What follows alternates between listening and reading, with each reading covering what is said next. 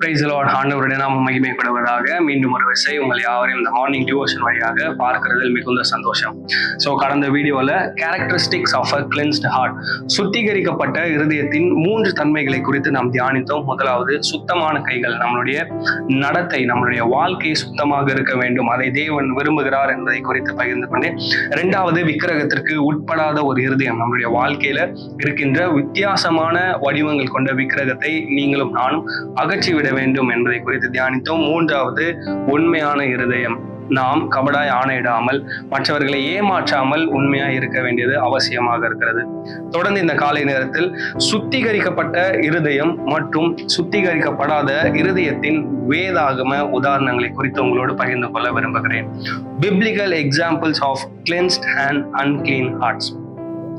2 நபர்களை உங்களுக்கு முன்பதாக வைக்க நான் விரும்புகிறேன். சுத்திகரிக்கப்பட்ட இருதயத்தை கொண்ட ஒரு நபர், சுத்திகரிக்கப்படாத இருதயத்தை கொண்ட ஒரு கூட்டம். ஒரு வசனத்தை நாம் வாசிப்போம். சங்கீதங்களின் புத்தகம் 51வது சங்கீதம் 10வது வசனம். தேவனே, சுத்த இருதயத்தை என்னிலே சிருஷ்டியும், நிலைவரமான ஆவியை என் உள்ளத்திலே புதுப்பியும். ஆண்டவருடைய நாமம் மகிமைப்படுவதாக.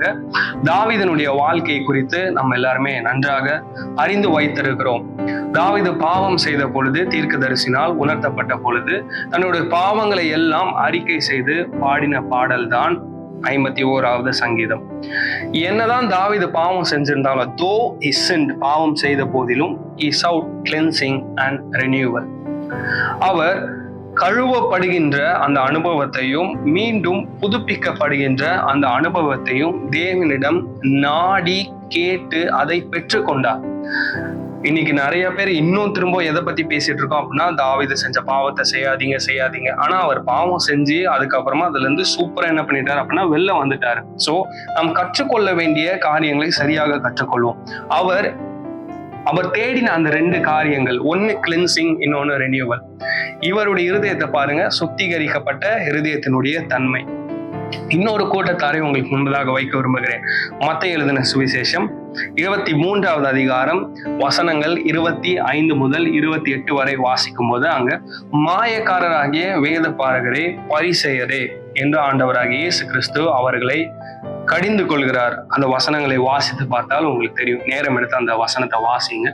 அப்போ பரிசேயர்களை போல வெளியரங்கமான வாழ்க்கையில் நம்மை நீதிமானாக காட்டிக் கொள்கிறோமா, அல்லது தாவீதை போல உண்மையாகவே நாம் செய்கின்ற தவறுகளுக்காக, நாம் செய்கின்ற பாவங்களுக்காக உண்மையாகவே தேவனுடைய சமூகத்தில் மன்றாடி அந்த கிளென்சிங், அந்த சுத்திகரிக்கப்படுகின்ற அனுபவத்தின் வழியாக நாம் நடந்து கொள்கிறோமா? இந்த பரிசேயர்கள் தங்களை ரொம்ப நீதிமான்களாக, ரைச்சஸ் பர்சன்ஸா என்ன பண்ணிட்டாங்க, வெளியரங்கமாக தங்களை காட்டிக் கொண்டார்கள். ஆனால் இருதயத்தில் சுத்தம் இல்லை. இருதயத்தில் சுத்தம் இல்லாமல் தேவனை ஒருபோதும் ஒருவராலும் தரிசிக்க முடியாது என்று வேதம் தெளிவாக சொல்லுகிறது. எனவே பரிசேயர்கள் என்னதான் பரிசுத்தமா இருக்கிற மாதிரி, ரொம்ப நீதிமான்கள் மாதிரி தங்களை காட்டிக் கொண்டாலும் அவர்கள் ஒருபோதும் தேவனை தரிசிக்கவில்லை. இதுதான் ஒரு உண்மை.